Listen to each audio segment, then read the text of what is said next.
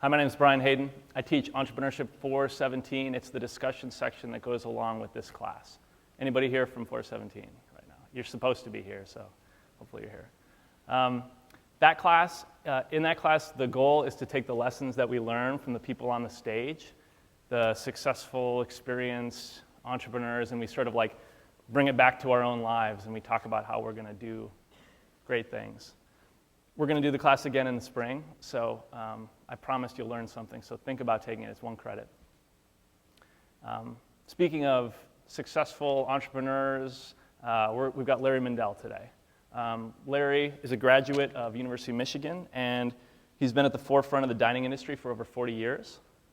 So just a couple quick highlights. He bought Caswell coffee for $1 million when he was 26 years old and had $36 in the bank. That company doubled over every year for a few years, and he signed up the exclusive rights to sell Hawaiian coffee in the U.S. After the sale of Caswell, Larry co-founded Spectrum Foods, purchased a restaurant called Chianti, and in 1984, Larry was the president of Saga Restaurant Group, overseeing more than 200 restaurants, generating a combined $375 million in annual revenue. After Saga merged with Marriott in 1986, Larry departed and acquired Il Fornaio, and turned this collection of 6 money-losing Italian bakeries into a publicly traded company with 22 restaurants and revenues of $145 million. Larry was the first American and the first person of non-Italian descent to be awarded the Caterina de' Medici Medal from the Italian government, recognizing excellence in the preservation of Italian heritage outside of Italy. And he has continued to open new restaurants, and there are new projects in the works for 2014. Let's welcome to the stage Larry Mindel.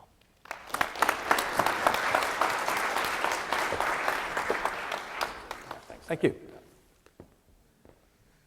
Well, hi, everyone. I suppose if I had a title for our time today together, it would probably come from an Italian proverb that goes like this: the best wine comes from the most difficult soil. And I can say that as an entrepreneur, the soil will indeed be difficult. And your success is going to depend, to a great extent, on your ability to overcome adversity. So let me start at the beginning. Maybe you'll get a flavor of adversity and how that becomes success.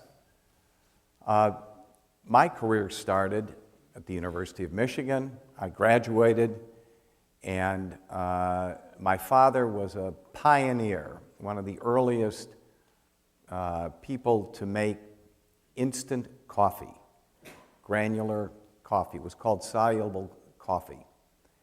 And he had a large instant coffee plant in Long Island City, New York. And when I got out of Michigan, I went over there and got my first job. And after a few months working there, I was sitting with my father and his partners after work one night, and they were talking about the trouble that they had in a packaging plant that they had in California, which was packaging the private label instant coffee for Safeway stores and other chains in California. And they were trying to figure out how to solve this problem, because it had to do with the manager of the packaging plant. So I said, why don't you let me go out there and work and see what's going on, and I'll report back to you. And for lack of a better idea, they sent me. And I remember landing in San Francisco. I grew up in Toledo, which is 48 miles from here. But after landing in San Francisco and spending my first couple of hours there, I knew I was never going back to Ohio again, ever. I fell in love with California, especially San Francisco. It was at a fabulous time. And I just knew I was in the right place. So I went to the packaging plant and talked to the manager that they were having trouble with and said, I'm here to work for you. And he said, no, you're not going to work for me, out. So before I had collected my first paycheck, I was fired. Actually, before I said more than 4 sentences, I was fired. So my father and his partner came out to California.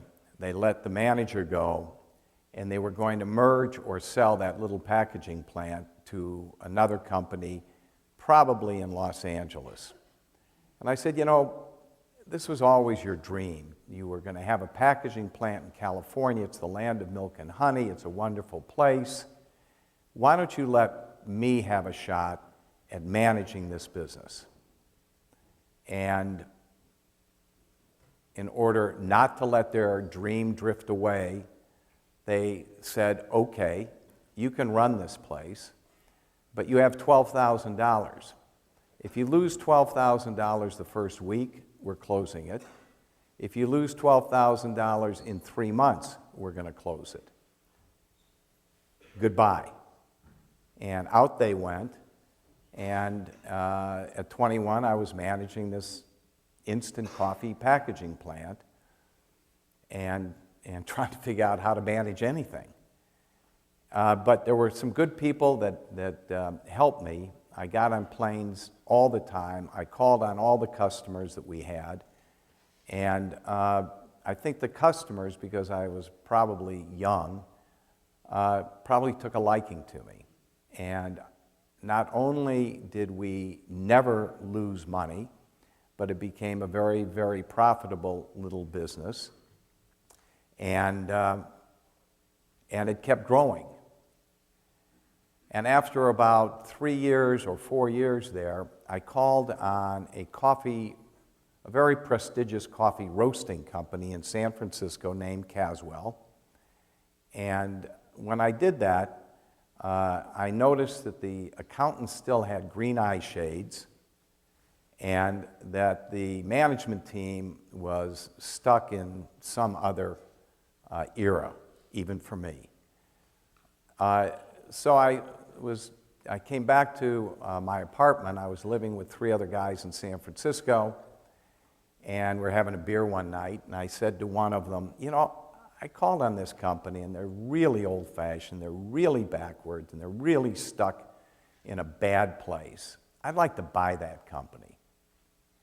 And one of my roommates said, my uncle has been their insurance broker for 40 years, and I'm going to tell him you want to buy the company. I said, that's great. That statement, I'd like to buy the company, was fairly brash. I had $36 in my bank account. So I couldn't get a large package of candy bars. So the word came back the company wasn't for sale, which was fine. And then about 4 months later, I got a telephone call. And in that telephone call, a man represented himself to be the owner of Caswell Coffee Company, and he said, the board has decided to sell the company. I understand you want to buy it.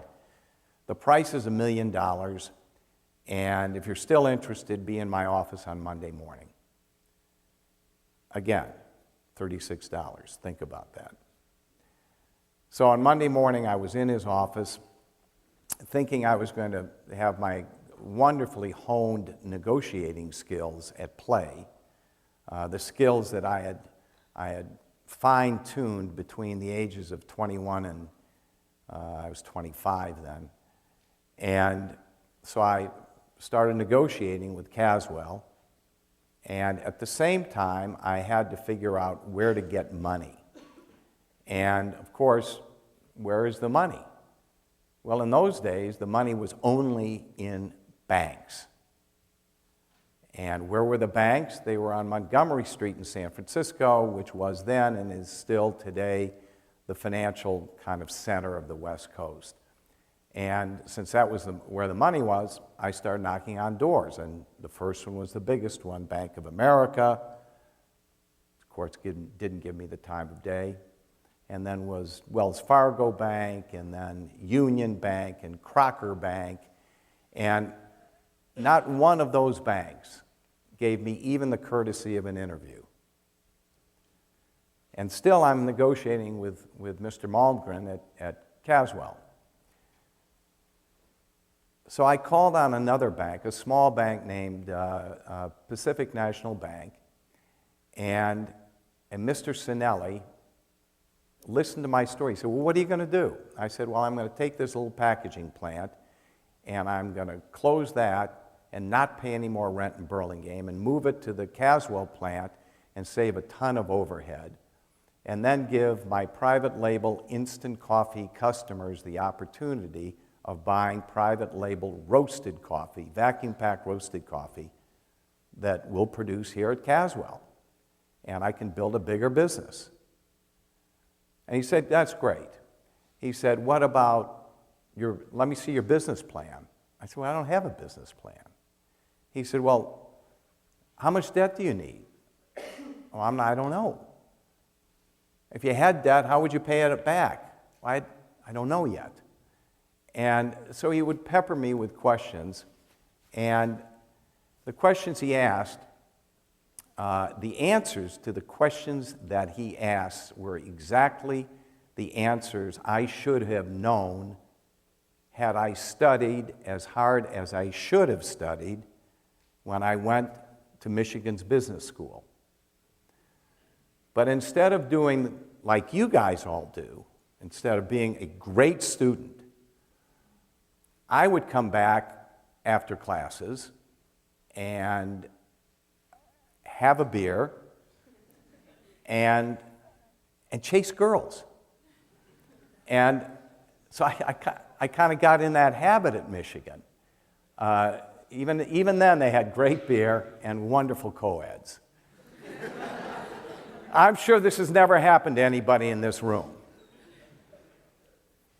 So what happened is that Mr. Sinelli at the bank became my graduate business program from the University of Michigan, because I would leave his office, I would go back to my apartment, and with a legal-size pad of yellow paper, you guys know what, you know what that is? I don't even know if you do know.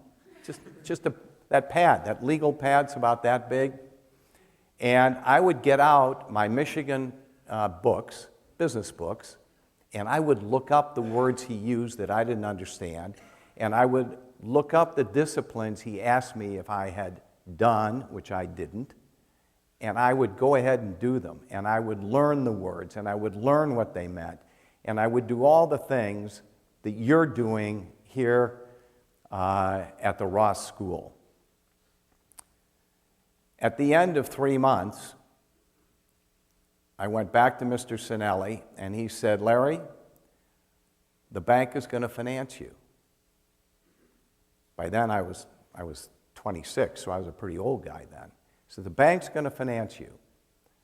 He said, we're going to give you a $350,000 first mortgage on the Caswell building, and we're going to give you $350,000 unsecured. And the last $300,000 you have to raise.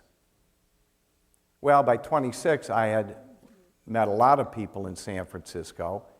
I was armed with a good business plan, and I talked to some of the leaders in San Francisco, the business leaders, and they believed me. And so six San Franciscans invested $50,000 each. That gave me $1 million, and I was able to go into Mr. Malmgren at Caswell, and because of my clever negotiating skills, pay him the $1 million that he said he wanted in the beginning.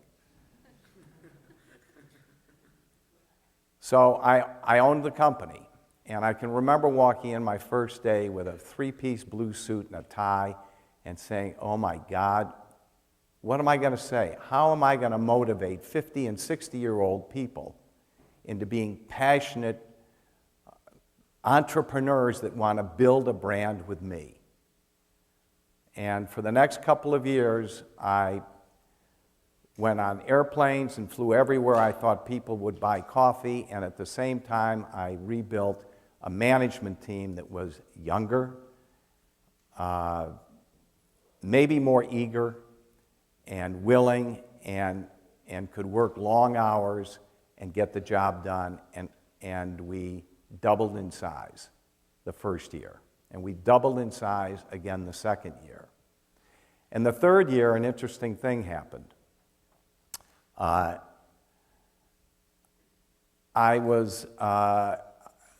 Caswell had the only brand of pure Kona coffee sold in America.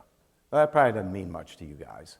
But Kona is a premium coffee that was primarily used then by the big coffee roasters as a way of getting great coffee for not a lot of money into their blend. And so they would buy Kona coffee fairly cheaply, and it would improve the Hills Brothers coffee or the MJB coffee or whoever was buying it.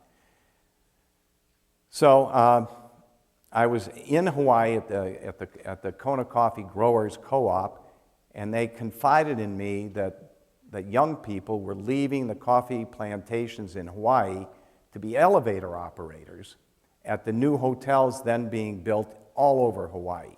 They could make more money, and it was a heck of a lot easier than picking berries. And they didn't know what to do about it. And so we got to talking, and I was thinking that if they could raise the price of Kona coffee to be a super premium coffee that it was, and make more money by growing coffee, that the young people would see the wisdom in that and go back to the farms. And the state got involved, and so between the state government and the Kona Coffee Growers of Hawaii, we ended up forging an agreement whereby I agreed to buy all the Kona coffee grown in Hawaii. I was still in my 20s, and I had just committed Caswell to buying 12 million pounds of coffee at a value of $10 million. Now, that is far more coffee than Caswell would ever need, and they didn't have anything like $10 million. Needless to say, that ride back on the plane from Hawaii to San Francisco, my heart was beating. Fortunately, though, we put together a marketing plan. We created 4 new brands of coffee, of Kona coffee, and I called on the CEO of the largest chain of coffee shops in the country then, which was called Denny's. There's still some Denny's, but there was over 1,000 then. They were huge users of coffee, and they wanted to improve their image, and I told the CEO the best way to improve your image is to fix your coffee. Instead of serving lousy coffee, serve the best coffee in America, which was Kona coffee. And that's going to improve your image. And he bought it. And so that solved our problem. We sold lots and lots and lots of Kona coffee. And the decline in Kona coffee sales stopped, and it started to increase. In the 4th year of Caswell, we had become the 2nd largest, what's called institutional coffee company on the West Coast. Institutional would be defined as primarily a company that roasts coffee and sells it to hotels, restaurants, along with tea and spices. And the 2 largest companies were both in Chicago, both owned by cousins, and both of them wanted a major foothold on the West Coast. So they were both interested in buying Caswell. And a bidding war ensued, and I sold Caswell to Superior Tea and Coffee Company in Chicago, which became part of Sara Lee, which I think became part of somebody else. But agreed to stay for a year or two to make sure the merger was a smooth one. During that time, I heard Franklin Murphy, who was the chancellor of the University of California, make a speech about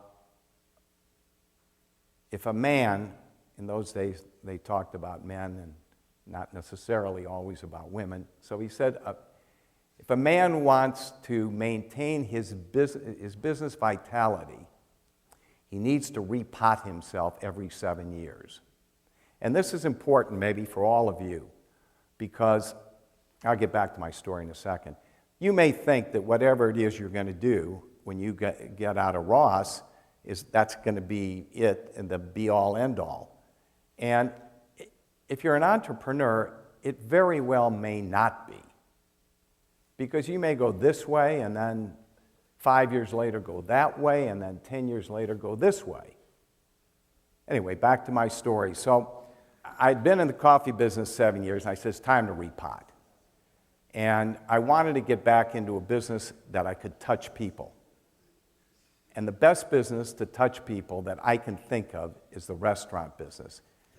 You are there, you are talking to customers, they either love you, hopefully, or hate you. But there you are, you're in the restaurant business. And I had a friend in Los Angeles who also wanted to go in the restaurant business. We decided that we were going to go in the restaurant business. We didn't know when, where, or even if. And then one day he called me and said, Larry, you got to come to LA right away. My favorite Italian restaurant is going to get sold in an estate sale. And you got to come down. So I went down there, and he and I went to Chianti.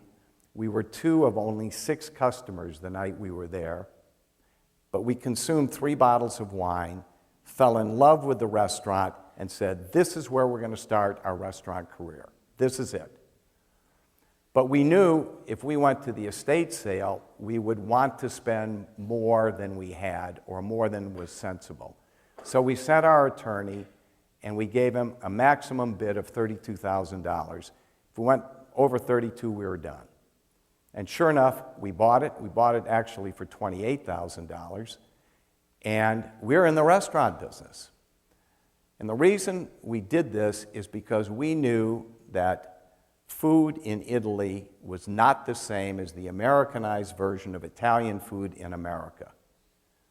And we knew that as more and more Americans went to Italy, they would find out that the food in Italy is not just different, it's way better than what they could get in places that had fake grapes hanging from the ceiling and an old Chianti bottle with a candle stuck in it. So we spruced up the restaurant. We wrote a new menu based on the food we knew was Italian food the way it is in Italy, and we hired a great Italian chef. And having done all the things that we thought, I mean, if you read a book, that's what you have to do, and we did it. And so we opened the doors, waiting for all the people to pour in the doors because we're going to be greatly successful because we have this great food, and we have great service, and we have great everything. Nobody came. Nobody. I mean, business was really lousy. It was no better than it was the night we had been there. And this went on week after week after week. And about the end of the second month, I looked at our P&L and I said, oh my God, I'm going to lose all the money I just made selling Caswell Coffee Company. And all those years are down the tubes. Because I got in the restaurant business, notwithstanding my father who said, don't go in the restaurant business, it's too tough a business and you're going to lose all your money. And all I could think of is, damn it, Dad was right. Well, that really bothered me. And then a funny thing happened. One Wednesday night, a woman came in alone named Lois Dwan. Lois Dwan was the most powerful food writer on the West Coast, and she wrote for by far the largest newspaper on the West Coast, the Los Angeles Times. And she just came in, had dinner, left. That was Wednesday. On Friday, her column came out in the Times, and she said that she went to this small restaurant on Melrose Street in Los Angeles and it is not only is Chianti the best Italian restaurant in Los Angeles, but it very well may be the best restaurant of any kind in Los Angeles. From the very second that newspaper hit the racks, our phones started ringing, with every producer, every director, every movie star, every celebrity you could possibly imagine fighting to get a seat at Chianti. And for 15 years, that was the most coveted restaurant seat in Los Angeles. And it saved me. And that's how I got into the restaurant business. Then we did a second one in San Francisco called MacArthur Park. We did a third one in Century City called Harry's Bar and American Grill, and they were all successful, because had they not been successful, we would have been out of business.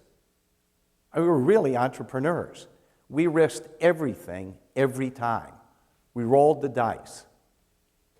By the fourth restaurant, though, we knew we had a serious business, because we were no longer worried about the fifth restaurant or the sixth restaurant, because we knew we had money in the bank and we could afford to keep growing, which we did, one at a time. After 14 years and 14 restaurants, the largest diverse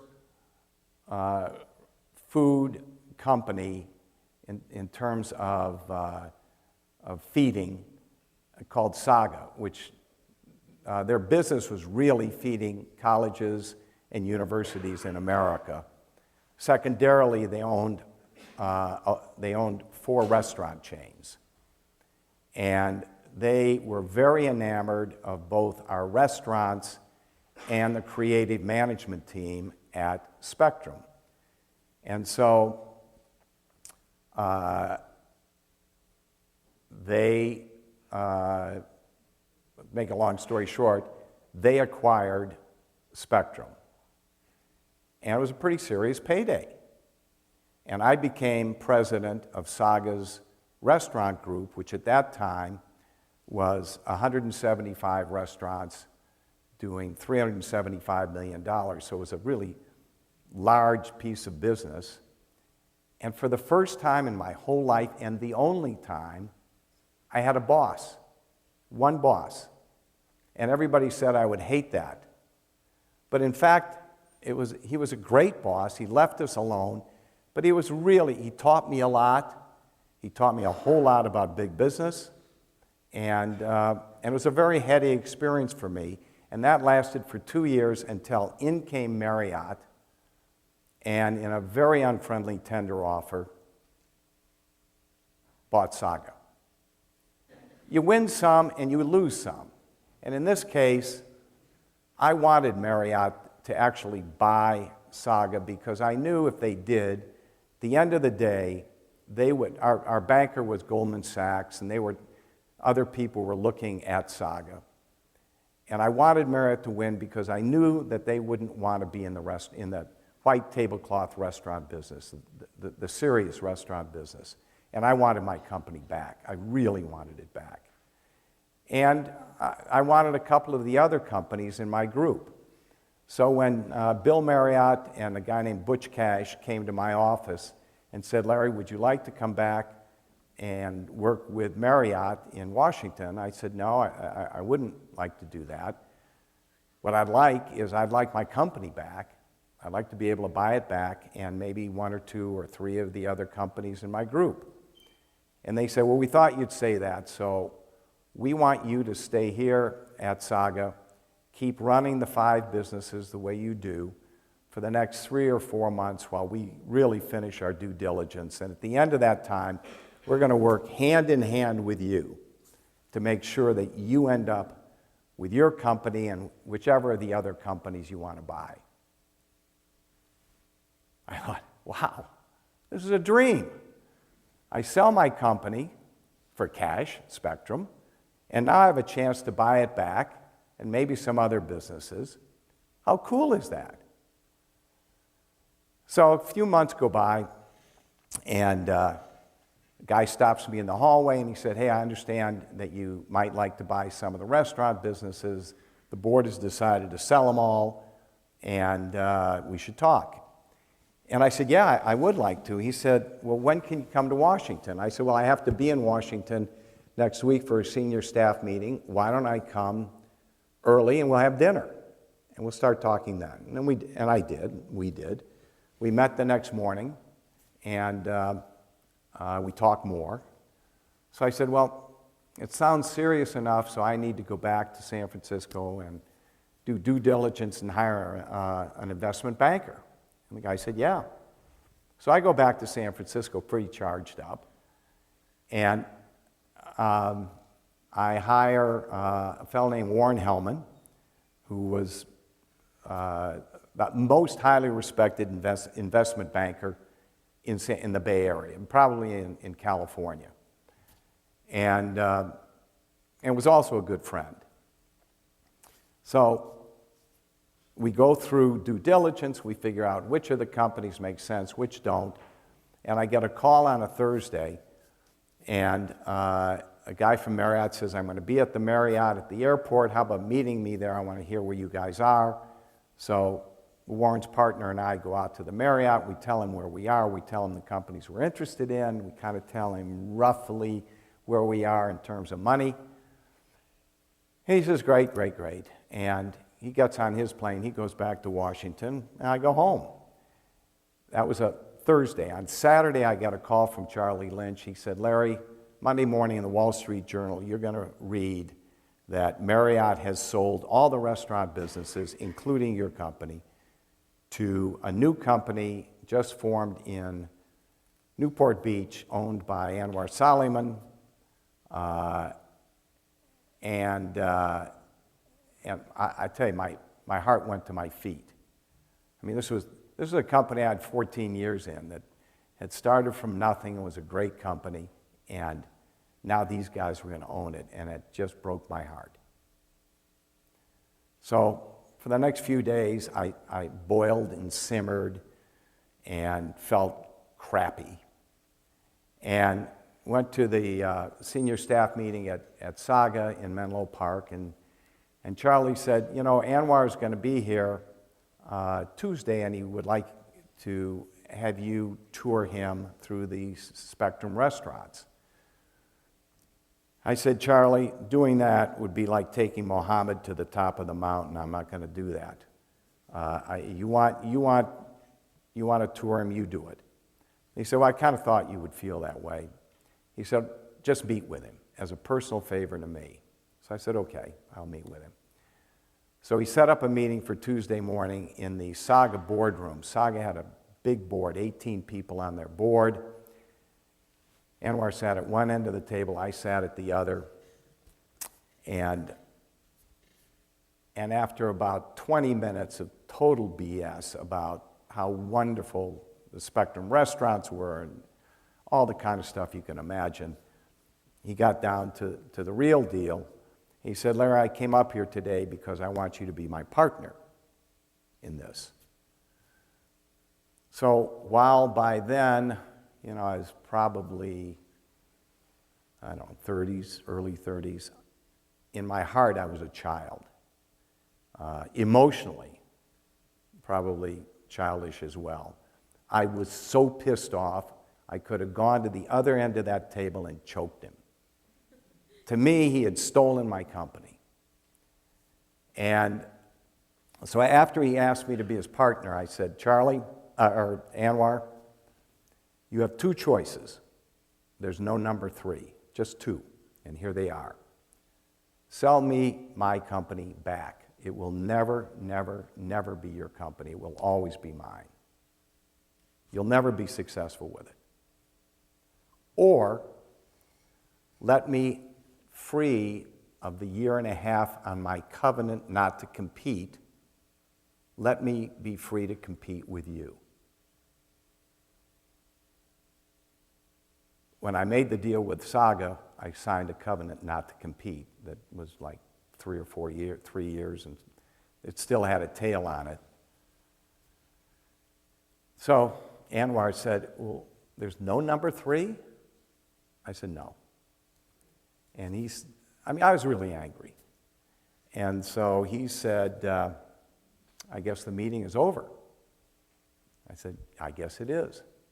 So he walked out one door. I walked out the other door.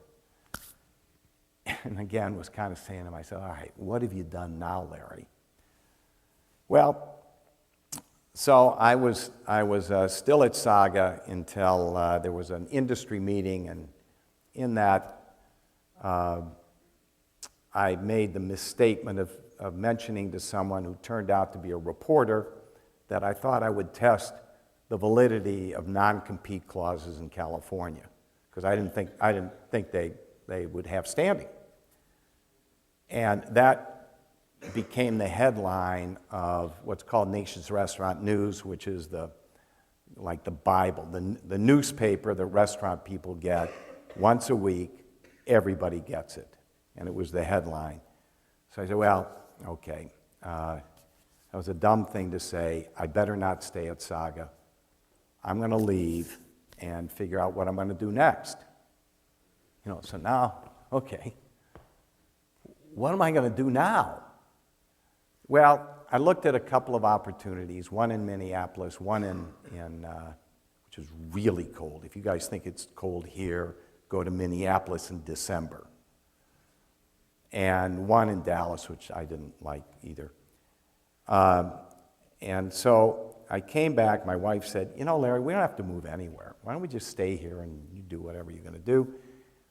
And so I called, so I got a call, as it happens, from Howard Lester. Howard Lester was the chairman and CEO of Williams-Sonoma. And he and my banker, Warren Hellman, owned a struggling chain of little bakeries called Il Fornaio. And for the past year or two, I had tried to tell him how to fix this struggling chain of bakeries because they were losing $1 million a year. So they took me to lunch, and we went to lunch. They said, for 2 years, you've told us how to fix these bakeries. But Howard they had just bought Pottery Barn, so he wasn't really looking at 6 little bakeries, and Warren's business was booming. They said, what would it take to get you to take this company, this money-losing $1 million a year business? And I thought, well, gives me a chance to stay in San Francisco, gives me a chance to be productive, gives me a chance to find out if my idea really would have worked. And it gives me a place to warehouse the good people from my old company who I knew would not like to work for the new company. So I wrote 12 things on the back of a napkin. I mean, on the back of a napkin. And I gave it to Howard Lester, and he looked at it, and he said,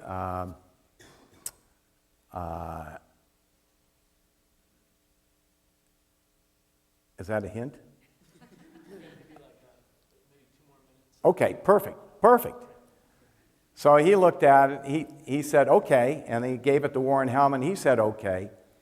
So the 12 things in the back of the napkin, they both said okay, we shook hands, and that's how I got Il Fornaio. And so several months later, we opened the first Il Fornaio. The idea was take the little bakeries that do $600,000 a year, marry the artisan bakeries to an authentic Italian trattoria that does $4 million a year, and you've got a management team that you can really afford to put in there that can manage a real business. And so we did the first one in Corte Madera, where my covenant to compete didn't exist, and it exploded. It was something that the country hadn't seen yet. And it was a huge success, and that led to 17 more Il Fornaios, which then went public in 1997 on NASDAQ, and that was a great experience. And then it went private in 2001, and that was a chance to monetize. But I think you probably get the idea that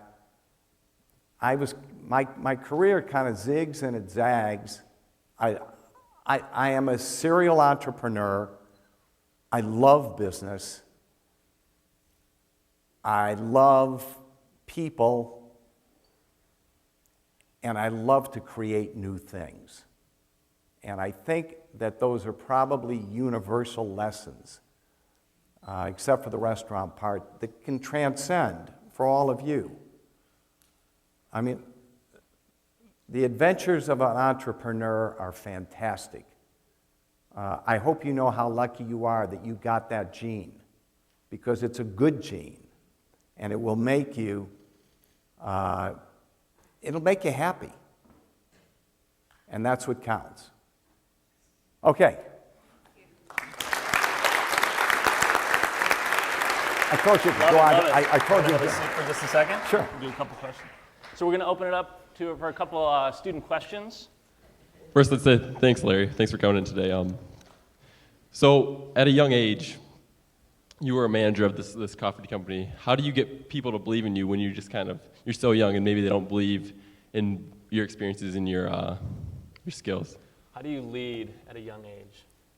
Well, there's that old saying that you lead by example. I worked harder than anybody else. I was more passionate than anybody else. I was determined to succeed, and I think that you exude this stuff.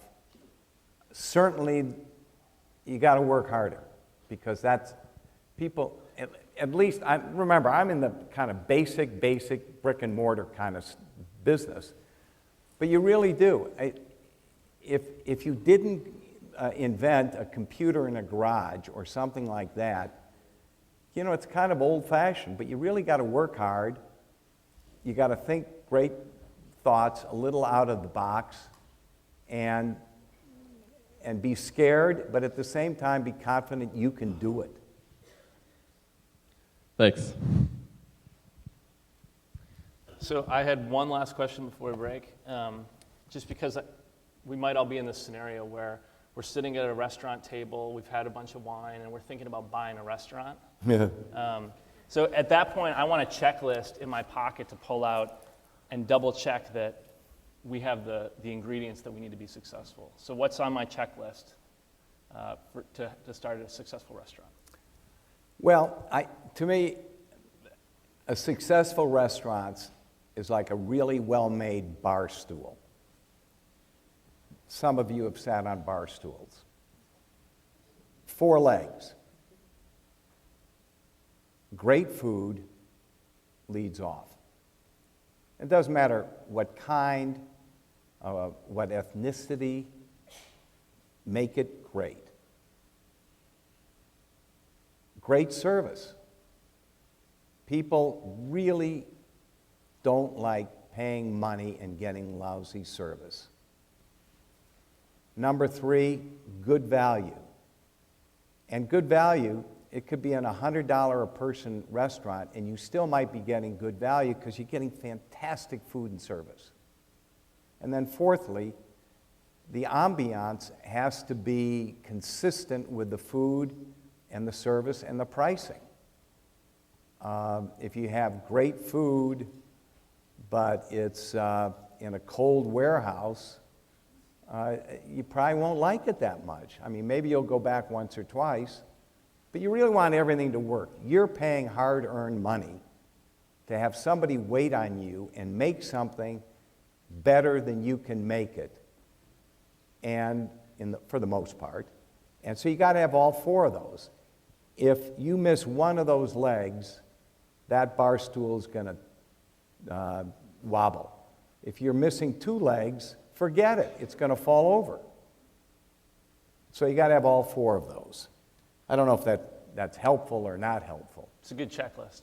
Thank you. My answer to you is, unless you have an overwhelming passion to be a restaurateur, don't do it. My father was right, but if you do decide to do it, it's a drug. I mean, it's like being in Colorado, guys, and making, and all of a sudden restaurants are legal. So once it gets into you, you wouldn't have it any other way. So I do recommend the restaurant business. All right, that's all we have time for. Thanks a lot, Larry. Pleasure. You did a great job. Thank you. Thanks for having me. Yeah.